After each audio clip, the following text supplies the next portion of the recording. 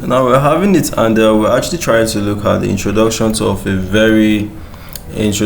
very important concept in community health. So this is a concept of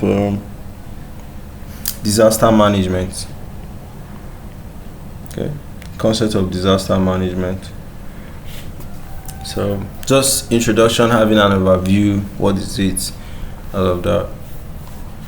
So for disaster management, we said that just refers to what the organized efforts that are trying to tackle all those natural disasters like earthquakes, floods, hurricanes, and also efforts you are putting in place to be able to tackle all those man-made issues like accidents, conflicts, everything.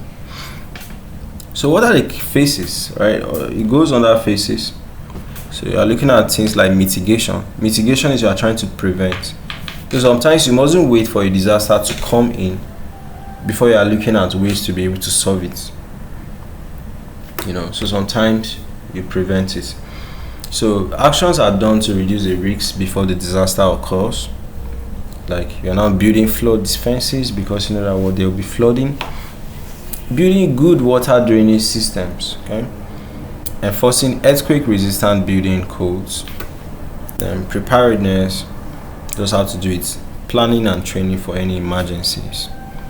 Training people that will rescue people in case there's an emergency. So response is where you're now looking at after the disaster has occurred, how fast did it actually take help to come? The recovery. Recovery is after the disaster, how was the place rebuilt and rehabilitated? Because sometimes I see some earthquakes, landslides in some countries, and I'm like, bro, the citizens that their houses got damaged, how can they be able to rebuild? But sometimes the government in that particular place, they have programs that come in to actually help those citizens to be able to, rebuild. Okay, so they have what economic recovery programs. So you can see it's a crazy disaster. I actually wonder what happened. This is like a combination of flood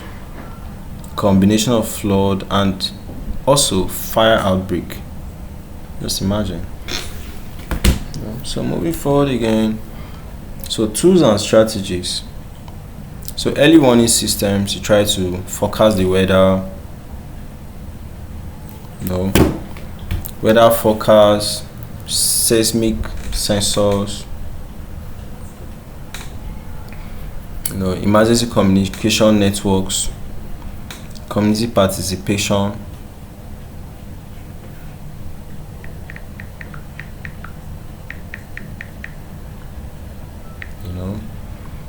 use of technology.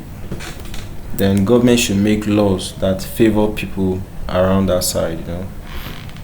Now, importance of disaster management is what? It actually saves life and reduces suffering. It protects economic stability, it preserves the environment, and it builds what? Resilient communities. Okay. So this is just a summary of everything we spoke about. Okay. So that's what we have for disaster management. We'll come back later and hit more on the various, components again.